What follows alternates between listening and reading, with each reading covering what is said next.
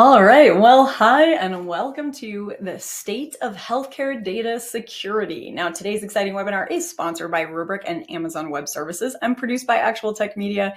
My name is Jess Steinbach. I'm with Actual Tech Media, and I'm so happy that I get to be your moderator for this conversation because healthcare is something that touches all of us, whether we actually work in the industry or just live humanly in this world, right? We are all invested in the security, the efficiencies of healthcare infrastructure. And the digital footprint of healthcare industry is expanding rapidly. And there are a lot of intriguing possibilities for new accessibility of information and outreach. And that's very exciting.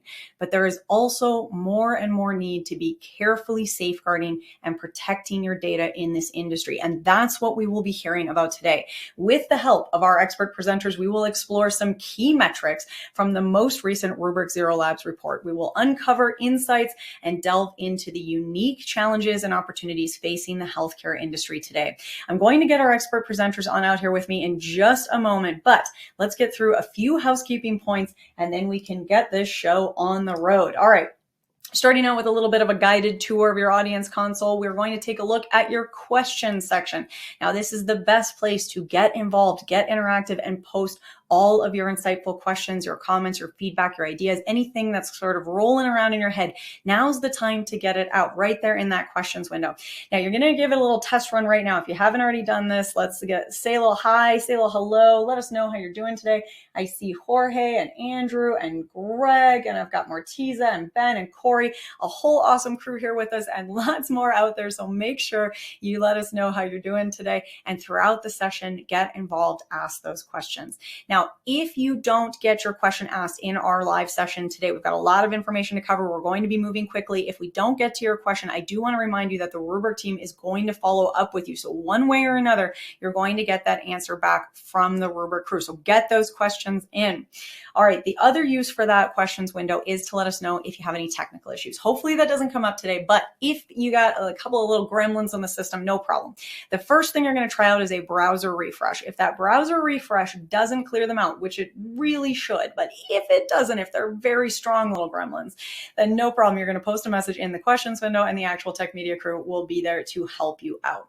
All right, so we were just hanging out in the questions window. We're going to take one hop over to the handouts tab. So in the handouts tab, there are a lot of cool resources, takeaways, and follow-ups to the conversation today. I'm going to highlight one, and I'm going to remind you of this a little bit later on as well, but there's an opportunity to book a one-on-one session with Rubrik as a follow-up to this webinar, and they actually have an extra incentive for you. Again, I'll tell you a little bit more about that as we go through our session, but pull that handouts tab open right now, click on that link, open that tab, hold on to that, and make sure you've got those resources saved and ready to rock after we finish our webinar, because I promise you will want to learn more. This is just the beginning, and there's going to be many more conversations to be had, so make sure you've got those resources available for you. All right, now it is not just cool content we have for you. We also have a $250 Amazon gift card as a prize drawing at the end of our webinar. So if you are here live, present, and you meet all of the Actual Tech Media prize terms and conditions, you are entered to win that $250 Amazon gift card. If you're not sure what the T's and C's are, you can head over to the handouts tab and you'll find them waiting for you there in that link. All right, well, with that, I think that is a lot of information very quickly, and there is so much more ahead of us. So let's get into our session. I am very excited to introduce you all to our incredible expert team here with us today. Rick Bryant, Healthcare Chief Technology Officer at Rubrik, and Marcus Henderson, Senior Platform Solutions Architect also at Rubrik. We also have here with us today Donnie Wilson, WWPS Global Healthcare Security and Compliance at AWS, Amazon Web Services there. So we've got a whole awesome crew. It is going to be an absolute info-packed conversation. I think Rick and Donnie, you were going to kick us off with a little bit of a discussion. And then I know Marcus is lined up in the wings for a demo at the end. We've got lots to cover. So I'm going to step back. I'm going to hand things on over to you. Rick, take it away. Thank you, Jess, and thank you all for attending our webinar on the state of healthcare data security and AWS cloud solutions. I'm Rick Bryant. I'm here with two of my favorite people and recognized industry experts, Marcus Henderson and Donnie Wilson. Marcus is a solution architect for us, and Donnie Wilson is the global healthcare architect for AWS. Donnie, how have you been, my friend? Been great, Rick. We've definitely seen a lot of activity this year, get to have a lot of great conversations with customers. And most of our conversations do focus around basically prevention, cybersecurity preparation, and of course recovery. So resilience and making sure healthcare organizations can deliver care in the midst of an adverse event is a primary focus for us. That's why we have such a good partnership. We both have dedication to the healthcare industry. We're all focused on what we can do to improve the industry. And I can tell you at Rubrik, I've spoken with our CEO, Bibble. He is committed to making healthcare as resilient and protected, especially given all these terrible attacks against this critical infrastructure. But today I wanted to share some groundbreaking information with you guys, things that I think are really going to change the way that we look at healthcare security, and things that are going to help build your business case to better protect your environment. Before I get started, I wanted to speak a little bit about the source of the data. The data that we pulled was the first time we have ever actually done a healthcare review in comparison to all other industries. We used our telemetry data in conjunction with other cloud providers and Mandiant and several other sources. I encourage you to download the full report. I'm more of a brief guy myself, so what I tried to do is take the stuff that I think was the hardest hitting to present to you today, but there's a lot of value in that overall report. So with no more ado, let's jump in, shall we? Being a Houston guy, the rain always gets a big reaction out of me. A little bit of rain is okay, but a lot of rain will kill you. And what you deal with today will change the outlook of the way that you look at things tomorrow. And specific to healthcare, I think a lot of us think, the bad things will never happen to us. But when they do, you have a fundamental shift in the way that you think. And what we're seeing is that having that fundamental shift now can make the difference of having a minor inconvenience versus a huge impact. So let's start off. Everybody's talking about cyber attacks, Donnie. Is it me, or is there a new healthcare organization in the news every day? It's pretty frequent. And the ones that aren't there are certainly taking note. And that's why a lot of our conversations are taking place today. Nobody wants to ever end up in a headline, but unfortunately it happens. And the only thing you can really do is try to learn from everybody's experience and then prepare your organization the best you can for if that day comes to you. And the fear is legitimate. When we talked to and surveyed IT and security leaders within healthcare, they said 94% have experienced some sort of cyber attack. And it's not just one a year. It's 30 across the 2023. That's a lot of different events and a lot of moving pieces. 93% of external organizations conducted formal data loss notification and governing. And in healthcare, we have to do a full risk analysis and report that to the Office of Civil Rights, Human Health and Human Services, and also our customer. That's not a position any of us really want to be in. When you think about the foundation of healthcare is trust. Trust that you're going to treat me well, trust that you're not going to do any harm, and trust that you're going to be able to protect my data and make me better. So, Absolutely. Everybody again thinks that, this won't really happen to me. But the fact is that you're 5 times more likely to have a cyber event than you are to have a fire in your house, for example. And, I'm a woodworker, and I've got a fire extinguisher in the kitchen, a fire extinguisher in the garage. I've got all this stuff. What I should be doing is putting in extra firewalls, right, Donnie? Yeah, I think it's interesting because we always talk about disaster preparedness, right? And you think about the things that are top of mind, or maybe that have historically been, more likely to happen. And so, those have been like physical things in the past, right? So maybe a tornado or some kind of natural disaster. But the reality is like these numbers are pretty telling. And so you have to prepare. You have to treat them as serious as any other event. In my opinion, honestly, potentially even more serious because the likelihood of them happening is going up year over year, as your report says. So yeah, it's amazing. And to your point, I have all these fire extinguishers laying around, which is great. You've taken the time and you invested in preparing for if that were to happen. We got to treat cybersecurity the same way. Yes, sir. Yes, sir. I fully agree. So, the differences between the data breaches and ransomware, it seems like everybody talks about ransomware and how it's evolving, but breaches have been around for a long time. The tactics may change, but the bad guys continue to get in. We showed that 38% of organizations had at least one data breach, an actual exfiltration, and 33 of the victims endured at least one ransomware attack. So it's not just one or the other, it's both now. How are we going to combat this with such a hostile environment in healthcare? The scary part is there's no like magic recipe here. There's no magic potion that solves all this. So I think just making sure that you take care of your foundational discipline is obviously the most paramount. A lot of organizations are wanting to try these super advanced or latest and greatest technologies, which are great. I'm not saying don't do them, but sometimes they do these things and then basically have terrible hygiene on the front end. So yeah, it's a pretty common pattern where I think we have to go back and make sure our fundamentals are covered, but then we do need to embrace some of these newer approaches and frameworks and methodologies. And I know zero trust is a big deal, Mm. and means a lot of different things to a lot of different people. But we can all agree on the idea that zero trust is an approach to shifting everything to the left, making sure that we have our identity and short-term credentials versus long-term credentials in place, and ultimately making sure that we, have containment around our resources, so that if something were to happen, it isn't just wide open feeding frenzy for whenever they do have some kind of a breach. Yeah, it kind of reminds me of two things. The first is my definition of zero trust is I have zero smart devices in my environment. You know why? Because I've been in technology for 30 years. I have seen stuff hacked that shouldn't have been hacked, and I don't want to be able to subject myself to that. Now, my kids and my family would call me a boomer, but I don't have to worry about being locked out of my house by a Ring doorbell or something like that. The other thing that you said is very profound in that when you look at the most recent attacks, and there's tons of data you can get into, our friend Drex has a great webinar, the 2 minute drill that he does, and the bad guys aren't hacking in. It's not like they're super sophisticated. They're logging in.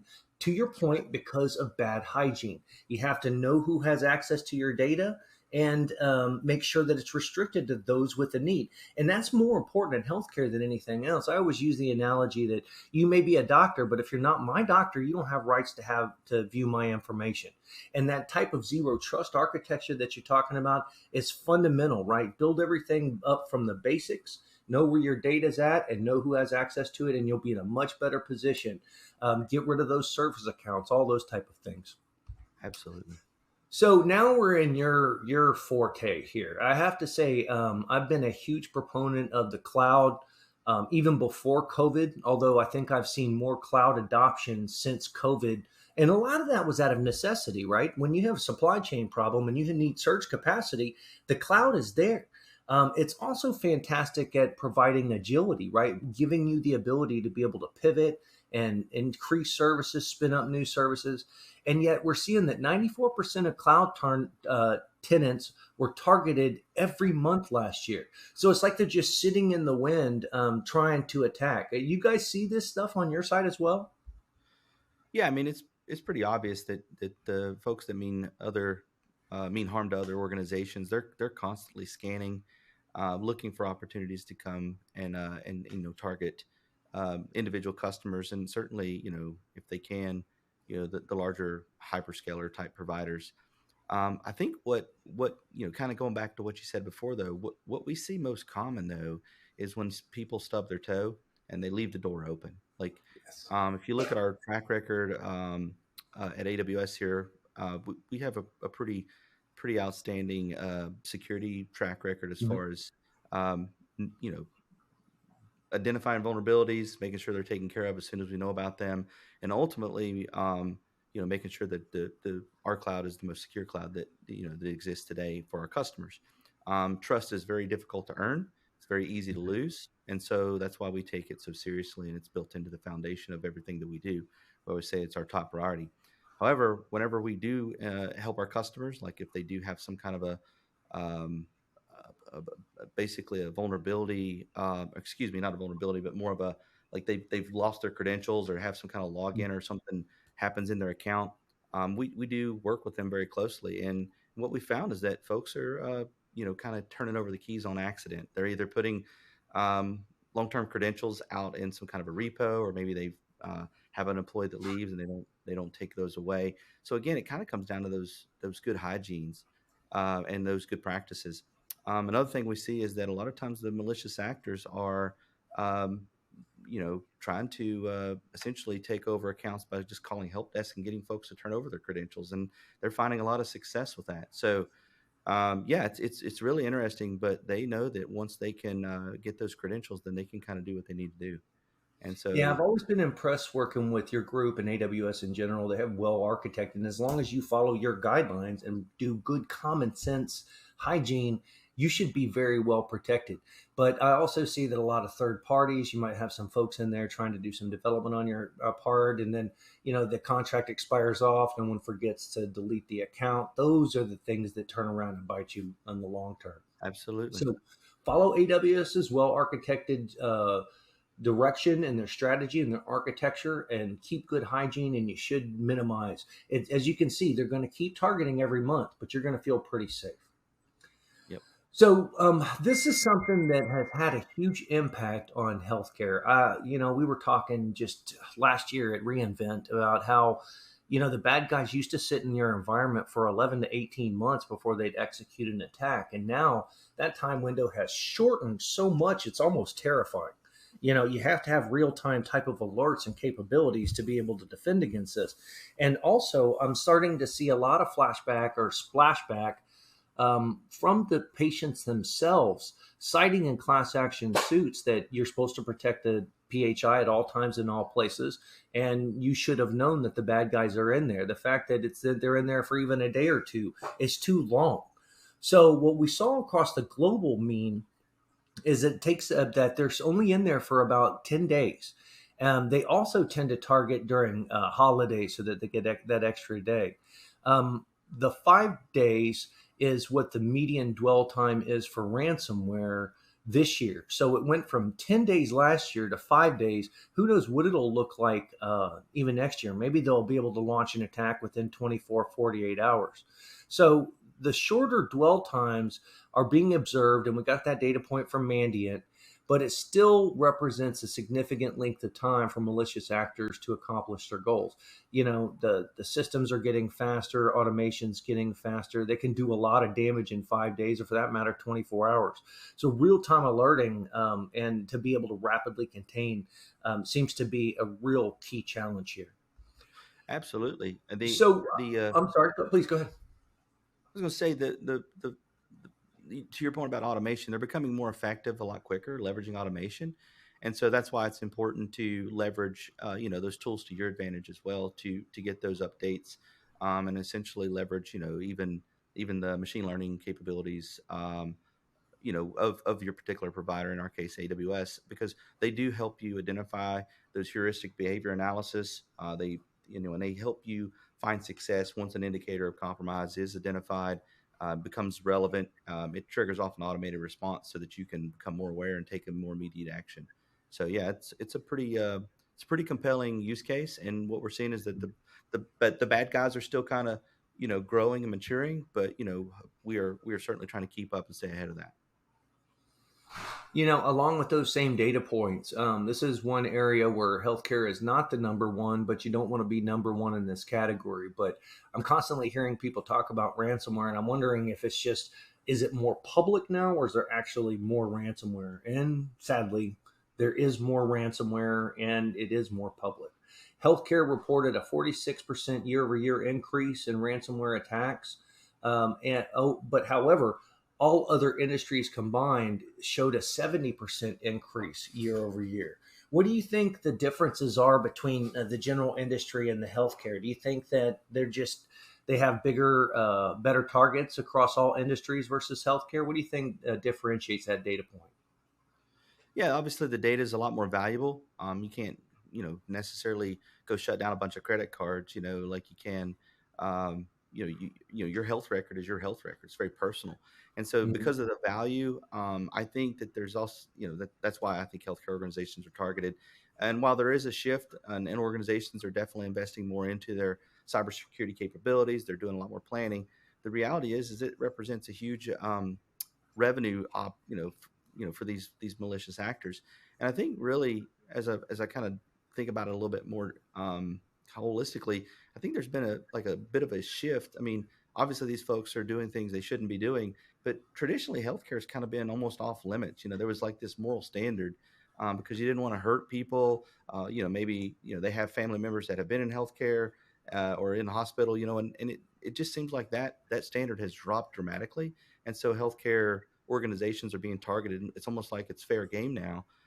Where before there was some, I think even prior to COVID, while that was still happening, it just feels like the attacks are getting more and more sophisticated, more and more targeted, and specifically on healthcare, because I think it represents a greater revenue opportunity for organizations if they get paid and they can sell that data, of course. They are bad guys after all. It's just you didn't think they were that bad where they're actually going to cause impact to patients' lives, safety, etc. And also I think they go after healthcare more because of the criticality, right? You're probably more likely to pay the more stressed you are. Ultimately, we make a Hippocratic oath to do no harm, right? So, that's why I think healthcare organizations seem to have a much bigger impact. So when we look at healthcare, we saw that healthcare had 22% more secure or sensitive data than the global average. Now, to me, that's a no-brainer because just about everything we create is PHI. Just about everything we create is protected under HIPAA and HIPAA the law. But what we found is that they have 50% more sensitive data than the global average.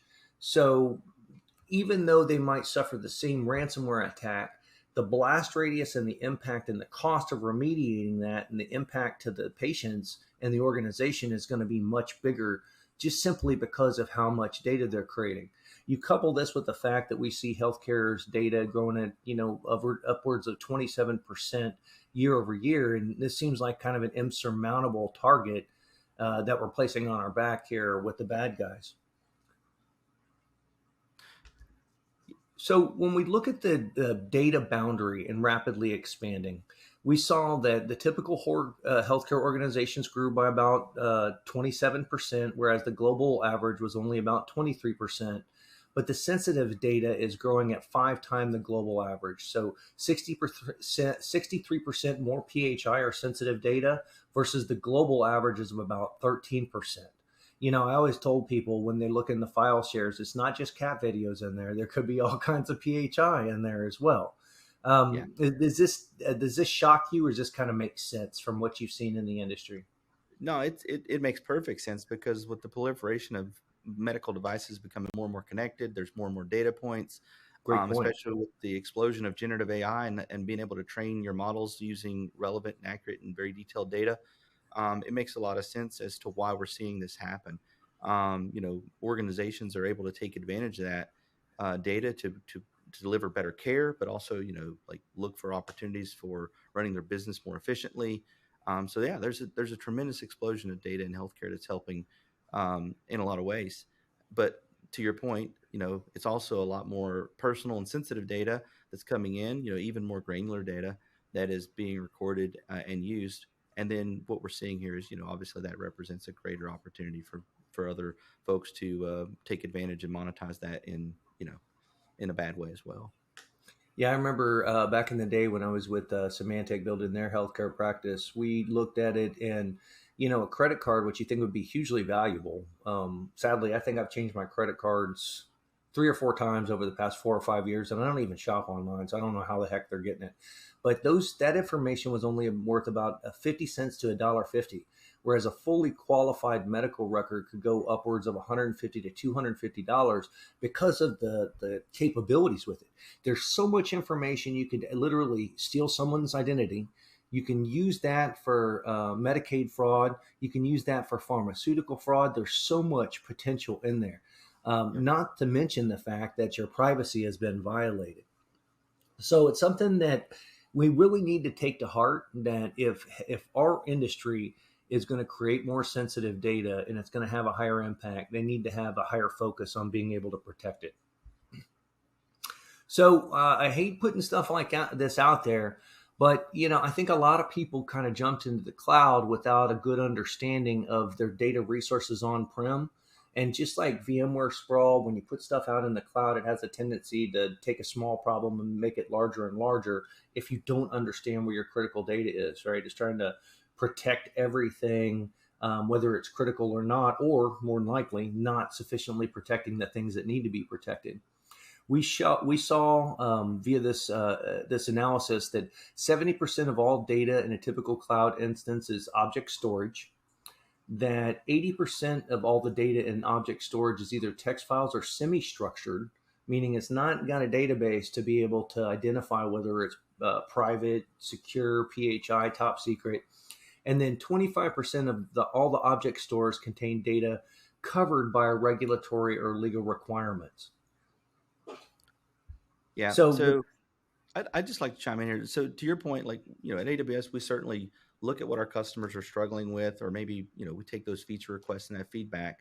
And I like that you put this up here because it kind of gets us out in the open and we get to talk about it. But to your point, obviously we got to have great hygiene. There's a lot of advantages to having and being able to synthesize and build data lakes around structured and unstructured and semi-structured data.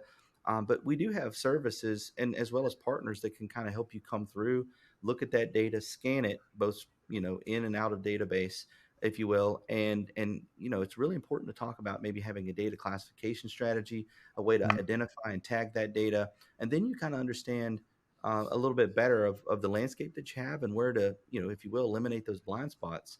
So if you have them, like that's where it really works well to work with folks like Rubrik, as well as with your team at AWS, and then we'll kind of walk you through what some of those capabilities are and best practices around how to try to eliminate these blind spots. Because to your point, like a lot of folks just keep storing data everywhere on-prem. That's why it's such a target-rich environment. But then they're like, hey, well, we'll just move everything. If we're going to move to the cloud, let's just move everything to the cloud. And while from a consumption perspective, that's fantastic. From a risk perspective, just because you can doesn't mean you should. And so, I think it's important, if you have if you have that capability on prem, I know that you can do it in a cloud environment such as AWS, where we give you the tools to do that. And what I would argue is that we kind of understand and took that feedback from customers, and we built services around making sure that folks could do things, if you will, better, or maybe that they couldn't do on prem as easily. And one of those is in fact tagging and classifying and identifying sensitive data. Services like Macy are there for that that object storage. And then, of course, we do have other services that can kind of help you kind of protect and containerize those or isolate those different data stores so that you can build, some rigor around sensitive data versus maybe, data that's still, not PHI, but maybe sensitive to your organization. And you can kind of build a true data classification strategy. And then you know what to back up and how quick and how much to back up and how often to keep it. Yeah. Well, I guess the diamond in the rough is that this proves that all industries, including healthcare, are moving their critical applications to the cloud, which is fantastic. However, there's constant discussion with several of folks in the industry about whether or not unstructured data or your file shares contain PHI. And I can tell you story after story of someone taking an Epic report and dropping it into a spreadsheet and then putting it on a file share. And then all of a sudden you've got a potential breach of confidence in PHI right there. Similarly, we have a lot of discussions around email. Is email part of the medical record? Absolutely not. But does it have PHI within it? I would say the majority of the cases it does have PHI in it and needs to be treated as such and protected as such. So let's go to the real world where our worlds kind of interject, right? And that's where we're seeing that most traditional or legacy backups just aren't up to the task. Zero Labs stated that 99% of organizations have an existing backup solution. However, 93% of these organizations encountered significant issues with that solution. 70 Aon, who is a cybersecurity insurer that we partnered with on a lot of this data sources, reported that 70% of organizations do not store backups offsite or that their backups are not immutable. And then finally, 40% of our own telemetry data observed organizations do not have set compliance policies for their data backups. And so this is one of those things where when you and I were talking about this in the early 2020s, they were just looking to, compromise the organization, encrypt the organization. Then they got smart and they started exfiltrating the data so that it had to be reported to Health and Human Services and the Office of Civil Rights. And then they get even smarter and they specifically target the backups. What experience have you had with that type of situation? I mean, I think that's extremely accurate the way you described it. But two, like that is probably the most common foundational conversation I have whenever I'm talking to an organization. We're talking about a data protection strategy overall. I kind of ask them what their technology landscape looks like and what their current capabilities are, and if they're not using something that can create immutable and isolated backups, like a Rubrik, for example, we talk I'll about pay how you that later for that one. yeah, yeah, no problem. I'll take gift card. But yeah, in all seriousness, like, it's like, well, how do we achieve that? And a lot of folks are like, well, I got to put it on the tape, or, most folks are using, VTLs now or whatever. Mhm. But the idea is that, with the native integrations that we have with Rubrik, you can literally you can have an on-prem copy, you can have a secondary, even a tertiary copy, but you can do that for a fraction of the cost in something like an S3 on the back end. And basically you can achieve a lot of these capabilities that you struggle with to do historically. And so I think the other part that I see on here, and you kind of talked about them having a solution. A lot of organizations don't practice the Mm. restoration process, and by having a different copy that's stored in some place like an AWS, you can actually rehydrate an environment, make sure that you fully understand how to repopulate and bring your applications back online. And that's why we're trying to talk about disaster covered and resilience with folks. Like, build it so that it hopefully never has to go down or does go down. But the reality is if it does, you need to be able to put it back together as quickly as possible. And by leveraging, an enterprise backup solution, as well as, the modernization of AWS cloud, you can have the best of both worlds and really mature your capabilities. And ultimately, I think that's what it's all about. And like I said, that is my favorite conversation to have with customers, because once they have that ability, then they can start innovating with confidence. They can build it into part of their rigor, and ultimately, healthcare can continue on if they do have some kind of an unfortunate event. I think you might have just hit the quote of the entire webinar. Design it so that it'll never go down or never has to go down, but expect it and be prepared if it does. That's the quote of the webinar. And then, something that you and I have talked a lot, but for the purposes of our audience here, the cloud is an excellent opportunity to be able to have an offsite out of region backup for regional hospitals where you don't have diversity. You might be, I'm in that hurricane belt here in good old Houston, Texas. Someone spills a cup of coffee downtown Houston, it floods. So a hurricane, forget about it. You've got to be able to have that regional diversity. And one of the best solutions that I've worked with Donnie and the team is being able to have your redundancy within the cloud. And depending on your level of sophistication, you can design that to where it's real time. And or you can do it on demand if you have that level of maturity. But Donnie, you're absolutely right. You got to test this stuff. It's like any other sports player. All the guys that I know that play golf, they hit 2,000 golf balls a week so that they can play 18 holes. You just got to practice this stuff to build some discipline around it. Great points, man. So the cyber guys, we talked about this a little bit. They're hip to what's going on with backups, and they routinely target the backups. And in fact, they're even so devious that they're going out there, and if you have an immutable copy, but you're leveraging a network time protocol, an NTP source that's accessible and hackable, they'll go into that NTP source and change the date and show these immutable copies as being 50, 60 years old so that they can still delete it. Being able to have a backup that's immutable, that cannot be hacked, is incredibly important. 96% of them tried to target the backups first, even before they tried to exfiltrate, and 74% were at least partially successful. And I think we see that in the news in groups where they have some critical applications that they were able to get up in a reasonable amount of time, like their core EMR in 3 or 4 regions.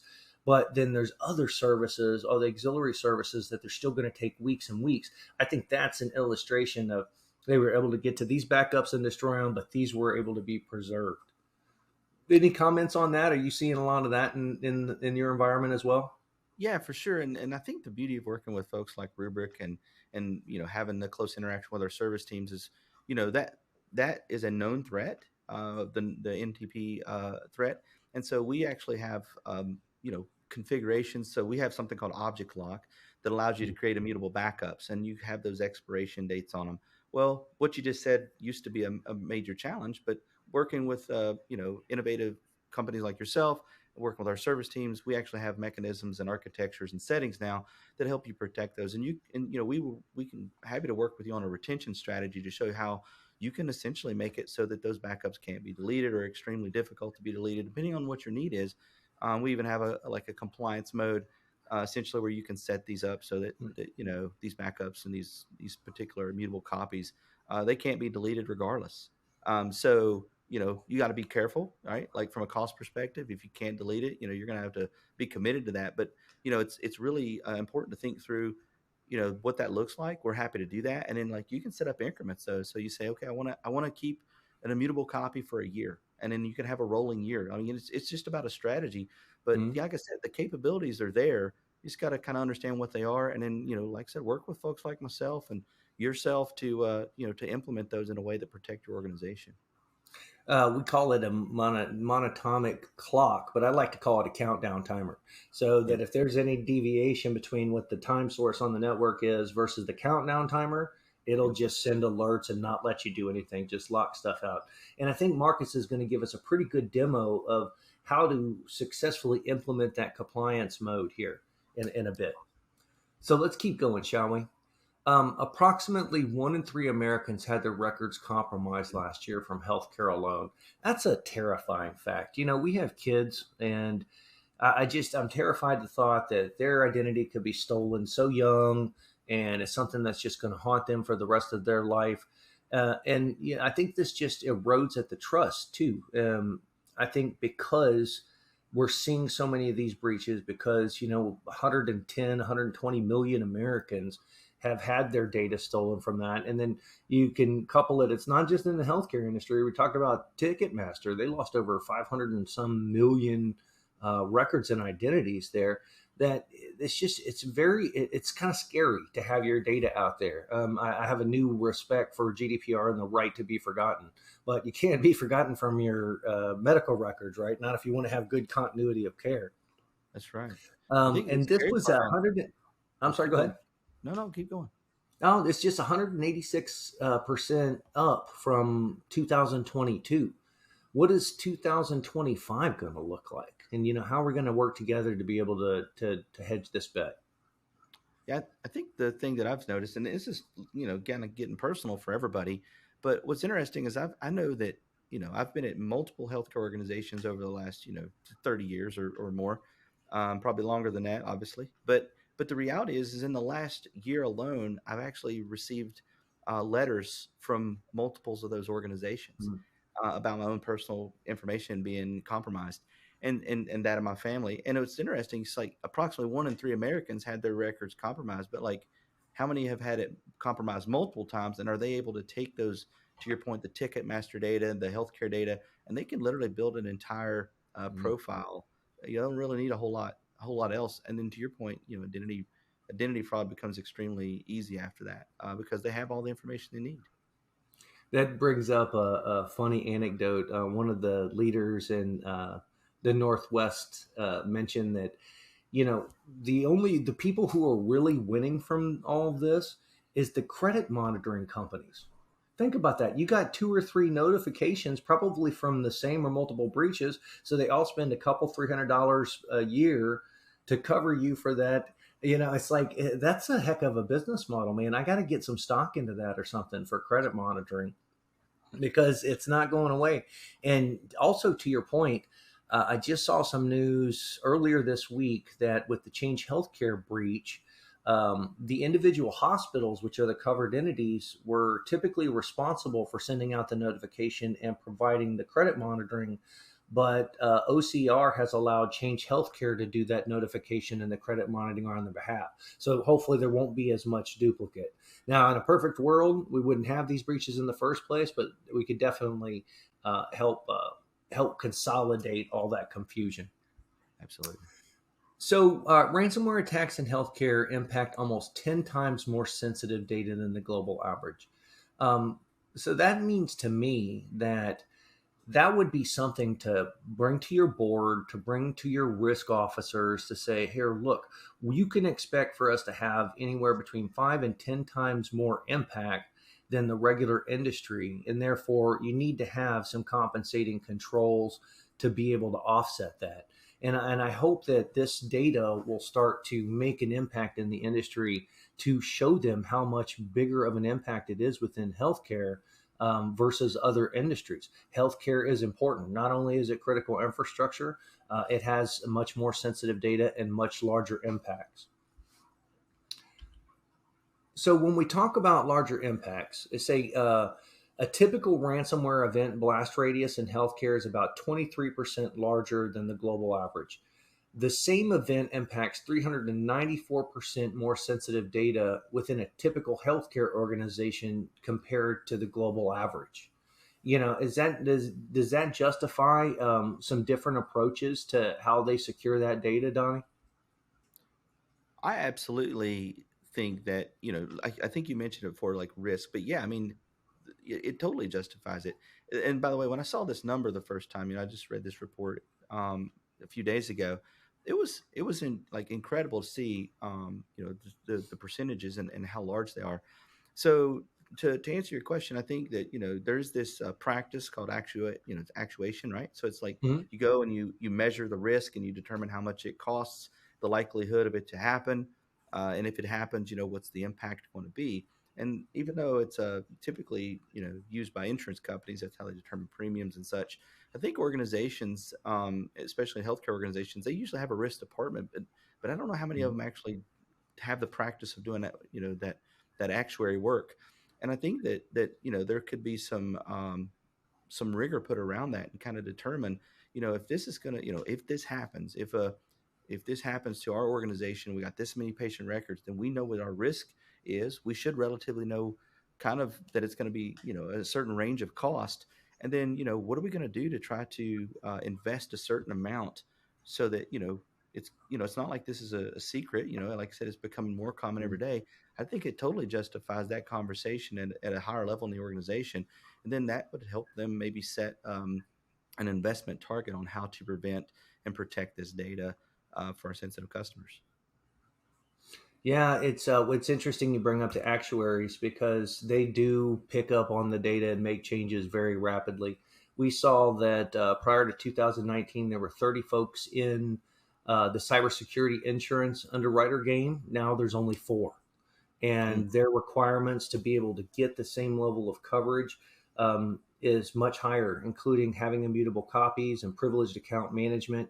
And then there's one last piece here that constantly comes up in my conversation, and I have to address this very carefully because when I talk to hospital systems, especially CMIOs or caregivers, they don't measure the value or the impact in terms of money and dollars and losses.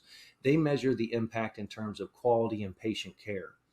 And one of the things that came out of this report and several others that we're seeing that we should dig into more is we have been able to correlate through at least 2 different data sources, this one with the University of Minnesota, but also with the Vanderbilt study prior, that you are much more likely to have an adverse event if you go into the hospital that's under a ransomware attack with a heart attack or stroke.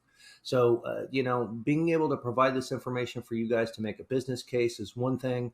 Also giving you the talk track that's saying, hey, malware, ransomware has an adverse effect on our patients and can cause sentinel events and can cause quality issues.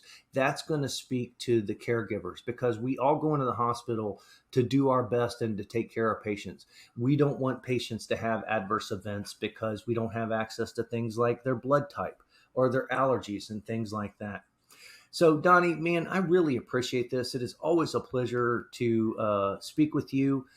You're just an absolute wealth of knowledge. I see Jess is ready to move us on to the next segment here. She's getting that, would you call it the Bo Peep hook? You're getting the hook off the stage here.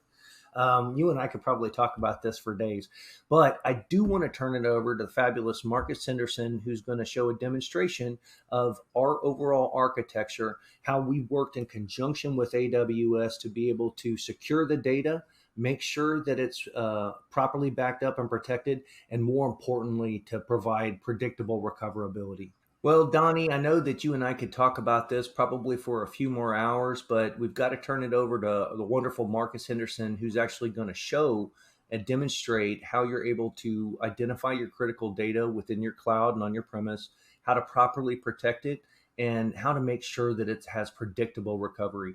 Donnie, man, I really appreciate it. Get some rest. I know you've had quite a busy week, and we look forward to having more conversations with you. Thank you, Rick. Absolutely.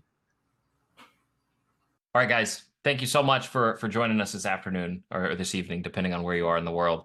My name is Marcus Henderson. I'm one of the platform solutions architects here at Rubrik, and I want to give you your first glimpse at the Rubrik Security Cloud, particularly focused in the cloud estates today. So for those of you that don't know us and have never interacted with Rubrik before, what you're looking at is our global dashboard. You can think of it as an executive summary for the wider portfolio that is Rubrik Security Cloud. For those that know a little bit, maybe you know us as a core data protection engine, and we certainly do that. Rubrik Security Cloud provides a context and a background and underlying language that allows you to bridge the gap between on-premises, cloud, and SaaS applications. But really what I want to talk to you about today is a unique capability that Rubrik first brought to market to give you the ability to not only protect that data, but to introspect into it. Because as we all know, the highest risk in the context of these cloud environments isn't perimeter security and introspection and encryption of native assets.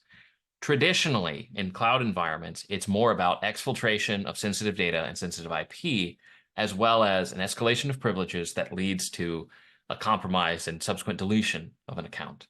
So we at Rubrik try to provide tool sets to help you mitigate these and not only respond in a reactive posture, but also shrink your attack surface and ensure that you're protecting yourselves in the proper context with your sensitive IP, your sensitive data.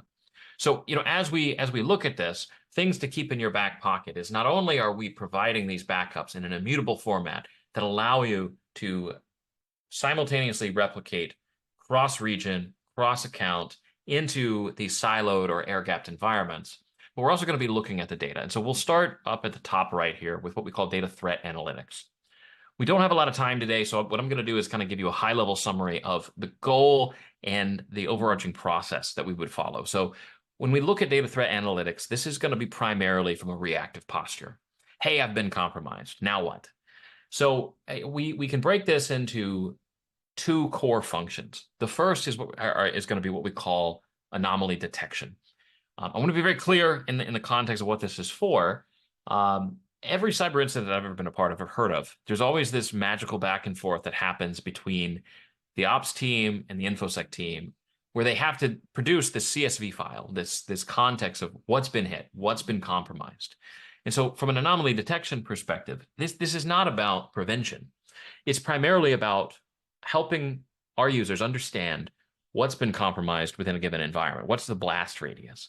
And so the way this works is that Rubrik will build out ML-based models that are unique per object. We'll look at high entropy change events relative to what the norm is, because traditionally we're probably backing these objects up at least once a day. And then if we do see that high entropy change, we're not going to flag on that blindly. We're also going to look for elevated levels of encryption.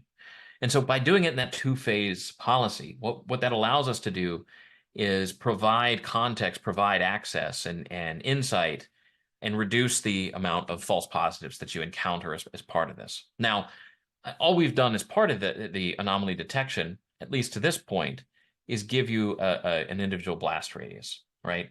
If you choose to group them together into what we call runbooks or recovery plans, this also gives you that a higher level of application awareness, because ultimately, at the end of the day, if SH1 HVW1 has been encrypted, well, like nobody cares. Who cares? Nobody knows what that does. But hey, if a core application, Zafre in this context, has been compromised, well, all right, if that's a money-making application, people are going to understand. They're going to want to know, hey, what's happening. Well, why is it down?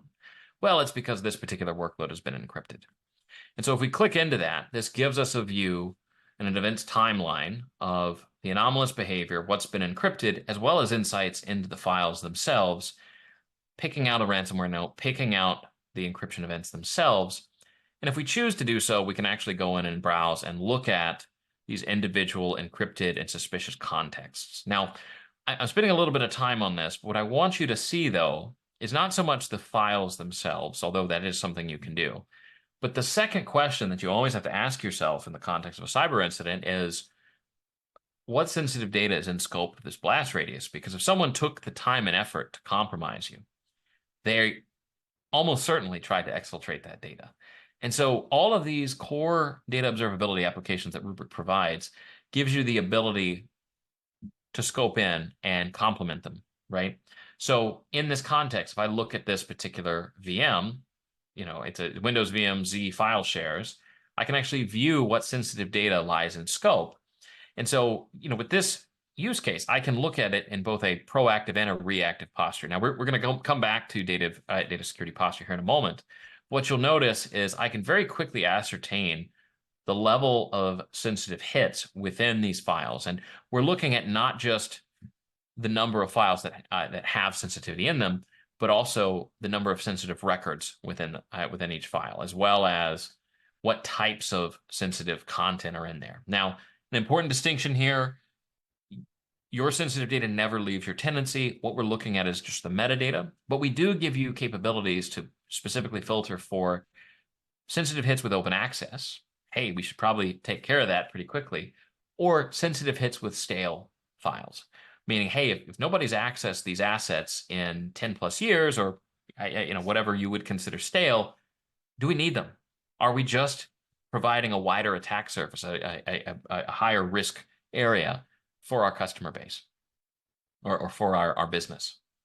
So kind of pivoting back a little bit, what we've now done is told you the blast radius, as well as answered a question around your regulatory burden. Hey, what sensitive data was in scope, from the attack? And what's kind of neat about that is because Rubrik is a time series ledger of the environment, well, in a traditional sense, normally you would have to wait until you've decrypted the data to actually understand what your exposure is. And although you'll still want to do that in the context of a wider incident, this will give you a very good idea of what's in scope before you go through any other additional exercises. Now, if we go back a little bit, though, and we go back to the traditional data threat analytics dashboard, what we've done at this point is told you what the blast radius is, but we're still not quite yet ready to recover. So we also have the capability to threat hunt across this ecosystem. So the idea behind this is we have a dormant payload, a dormant IOC that's within the ecosystem, within the environment. We can actually find when it was introduced and give you a viable recover point prior to that introduction. This greatly speeds up the recovery process because normally in a traditional cyber incident, cyber response scenario, you have to recover InfoSec scans. Oh, we found this dormant IOC. Let's go back a day. Scan. Oh, it's still there. And it's this endless recover loop. And a lot of time is wasted in doing that. And so if we're able to actually use the backup ledger as a search engine, a search context, we can give you a viable recovery point very quickly. And then you can layer on top of that your own tool sets to trust but verify. And so in this case, we have the ability to utilize YAR rules, file hashes, and file patterns to be able to scope in and actually search for these dormant IOCs as part of this. Now, you may be thinking, well, what do I do with the YAR rule? Where do I get those? And we agree. Certainly there are advanced users that will have these. You can actually go out and get them from the FBI's GitHub repo. But we also want to be able to augment our customers' capabilities beyond the reactive. And so one of the things that we did to enhance this threat hunting capability was that we actually added this idea of threat monitoring. So Rubrik will actually sweep the environment nightly, each of the latest backups for all the high IOCs of the day, using our Rubrik Zero Labs, our research division, to provide and act as a threat feed. And if we find something, and I think this is really cool, what we'll do is we'll tell you a little bit about it. In this case, this is ICER, which is kind of the stereotypical, test IOC. We'll give you this description. We'll also give you the hashes that are associated with these values, such that even in the context of Rubrik not protecting an asset, you can hand these back to your InfoSec team, and you can have them utilize these toolkits to scan and run the searches across the environment themselves. So very, very powerful stuff, in the context of a cyber incident and cyber response. As we start to look at how we can be more proactive, what we need to do to shift that lens to the left, to the left of that exposure, to the left of that attack, is to understand the data assets that we have in our purview. And traditionally, the way that this was done is through agent-based deployments, scanning across production assets and production resources. Obviously, there's a place for that, but traditionally, what this means is because that licensing is usually cost prohibitive, and because it has to be directly maintained, it means that traditionally you're probably just scanning in areas where sensitive data lies. And honestly, that doesn't tell the whole picture, because it's not always, hey, we've got a sensitive share that's hanging out there, and we knew it was there, but we've got these protections in place, and we have our data governance rules out there. It's going to be those home shares or those unmonitored locations where someone's just trying to do their job and they forgot about an exported table space that they've left out in those home shares. That gets you as part of this. And so what this does is it allows Rubrik a more holistic view to look at anything that we back up. Anything that's worth protecting is worth introspecting and understanding those risk assets.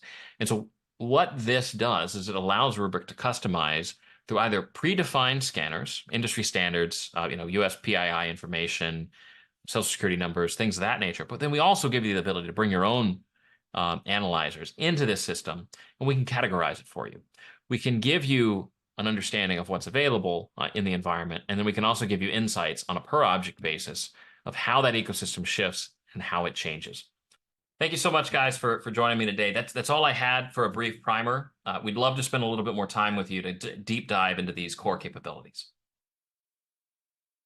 Oh man, perfect segue, Marcus. You nailed it. That is exactly where I want to go next, because I want to invite all of you to go over to that handouts tab. And Melissa from Rubrik also just posted about this in the chat. But we want to make sure that you know about this incredible opportunity. You can book a one-on-one follow-up meeting with the experts at Rubrik. Then you get that one-on-one conversation, that, sort of tailor-made advice to your experience and what you need at your organization. And that is the perfect next step, right? That is the absolute, I love a good report. I love a white paper, but I really think the best way to figure out what your needs are and how a solution can work for your organization starts with a conversation. So book that one-on-one meeting. Now, not only will you get some great information, but once you've completed your meeting, you can actually choose if you want to get a $100 gift certificate for Starbucks, Uber Eats, Visa, or Amazon. So you've got a huge opportunity here to get a win-win, lots of cool information, and get a little gift certificate and have a nice meal or do something fun on Rubrik. So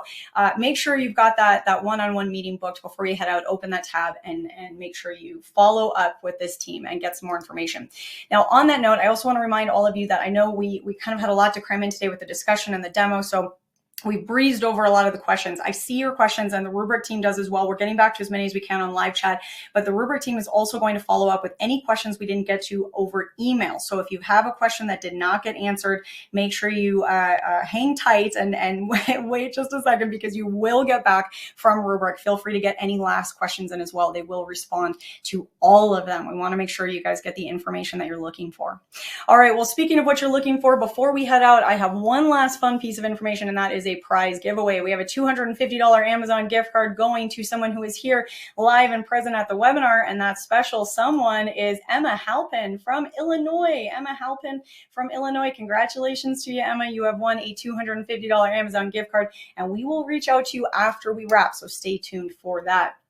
All right, my friends. Well, with that, on behalf of the Actual Tech Media team, I want to once again thank Rubrik and AWS for making this webinar possible, especially to all our incredible speakers here with us today. Rick, Donnie, and Marcus, you have given us so much to think about. What a great conversation. What a great demo. So glad that we got to be a part of all of this with you today. And I definitely want to send, as always, my biggest high five and special thank you go to all of you here in the audience with us today for making this whole discussion possible, right? You know, these opportunities to come together are such a wonderful example of that interesting, that in-depth, that collaborative learning that can happen when we pool our information, when we engage in these sorts of discussions and participate in these questions together and you know, find answers together. And that's what really helps us stay ahead in this very rapidly moving world that we're in. So thank you so much for taking some of your day to come and chat with us. I hope that I get to see you at a webinar again soon. And until then, have an absolutely beautiful rest of your day. Thanks all.